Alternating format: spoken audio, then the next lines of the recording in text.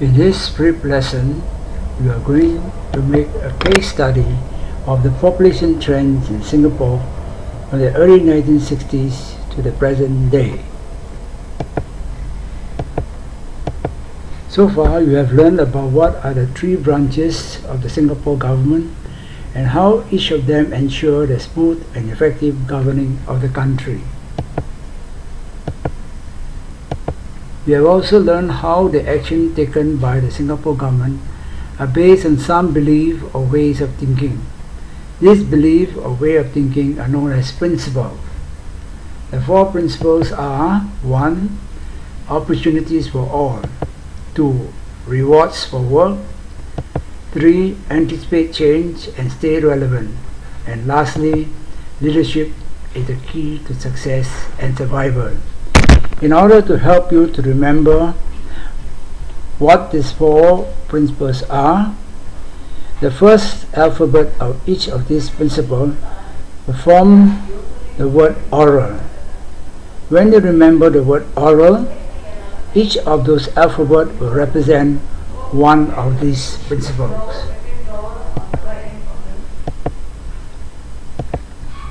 Now we are going to learn how these principles are being applied and considered to meet the changing population trend in Singapore since the end of the Second World War. Our study of the changes in population trend in Singapore will be divided into two parts, namely, Part 1 will take you from the early 1960s or even before that to about 1980. During this period, you will see a huge increase in population and how the government needed to take certain steps to stop the increase. Part 2, from the early 1980s to the present days. During this period, you will witness a substantial decline in population growth and the steps taken by the government to encourage more to have babies. We also study how the government dealt with the population where more and more citizens are getting older and older. Population trend in Singapore. Part 1. From the early 1960s to the end of the 1970s. But before we embark on tracing the trend, let's have a look at the population in the year 2012. During that year, the total population was about 5.3 million people, and the resident population consists of about 3.8 million, of which 3.3 are citizens of the country and about 500,000 are PR residents.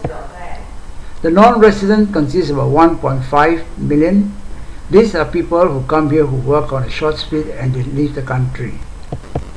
Also during the year 2012, it was discovered that more women than men in Singapore.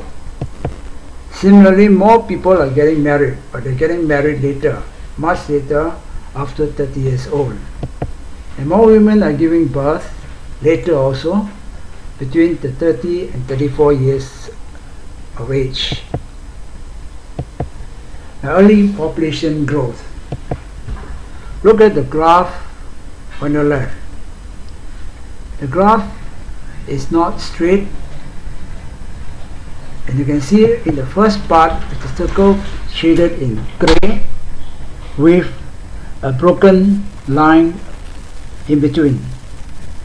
Now this period denotes the period of the Second World War from 1941 to 1945, where there were few babies were being born, but there was no attempt to find out how many children were born during that period. The second period, where you can see the peak of the population growth, is around the 60s and the early 70s, where the population was growing very fast during this period. And lastly, on the extreme right, you see a circle which is shaded in blue, and that shows the period where the population growth is declining. Alright, why do you think the population grew so tremendously after the war and it reached its peak sometime in the mid-60s? The reason is quite obvious. Firstly, families, especially Asian families, would like to have big families, especially after the war, when there was peace and security. 1970, there were 2 million people. 1990, there were 3 million people. And by 2001, there were 4 million people in Singapore. Now, three factors gave rise to this tremendous increase in population. Firstly, the political stability of the country, where we have a strong and very enlightened leadership and a government to govern the country. Secondly, there were no natural disasters such as volcanic eruption, flooding, or even earthquake. And thirdly, the economy was growing at a fast rate to cater for the growing population. Alright, with the fast growth in population comes a few of the problems. Firstly, the high population gave rise in the early 60s to very high employment rate, simply because Singapore was traditionally a trading port with very few industries around. And with the high population, it was not able to take in the people come out into the job market. This gave rise to crime rate, as many of them were left jobless with no money and sometimes even going on hunger. Overcrowding was another problem which gave rise to slums and squatters. For example, like this picture on the left, which shows Chinatown in the 60s. Healthcare was also short, and the poor hygiene giving rise to diseases. Hospitals were crowded, and it was estimated that one doctor had to look after about 1,000 patients. On the other hand, diseases such as tuberculosis and cholera were very common during those days. Look at the hospital on the left, which is far different from those that you can find today.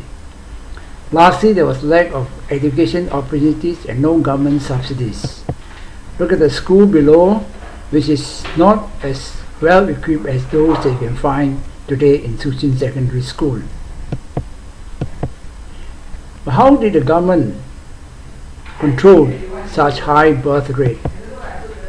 The government set up the Family Planning Board in 1966. It is a department that helped to plan and take measures to bring down the birth rate in Singapore. This building is still there in Dunnan Road around Newton Circle, which you can see on the left, but today is no more the Family Planning Board building, but it belongs now to the National Cancer Society. The board also implement a 3-5 years plan, the long-term plan to make sure that the population of the Singapore does not grow at such high rate. The picture on the left shows a nurse counseling a woman on how to reduce the birth rate. And there was a greater need for a smaller family, and the government started the 2 per family campaign to ensure the placement of the population is well taken care of.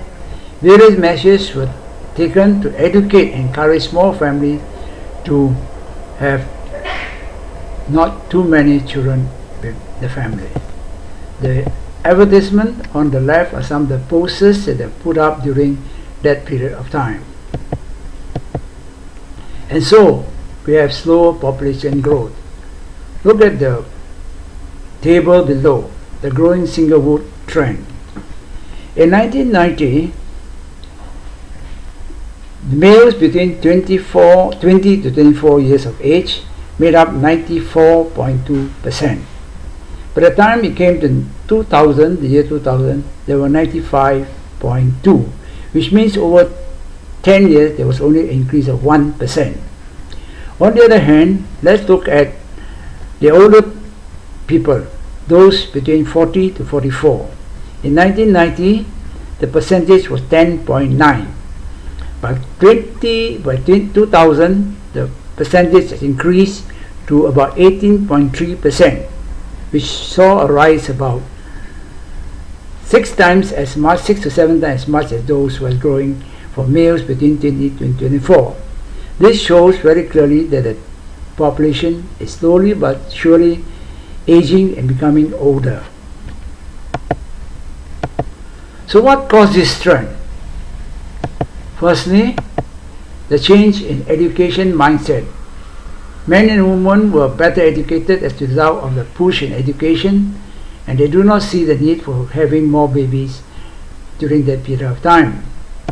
Secondly, there was a lack of childcare facilities for even families with children, young children, when they are at school or at work. Thirdly, the cost of hiring childcare was high, and it was difficult for working parents to engage maid. And lastly, work commitment. Because the work requires more time and longer hours away from home, it is difficult for parents to find time for their children. Now this is the end of part 1 of the case study of the changing population trend in Singapore from early 1960s to the present time. Part 2 will continue in the next presentation.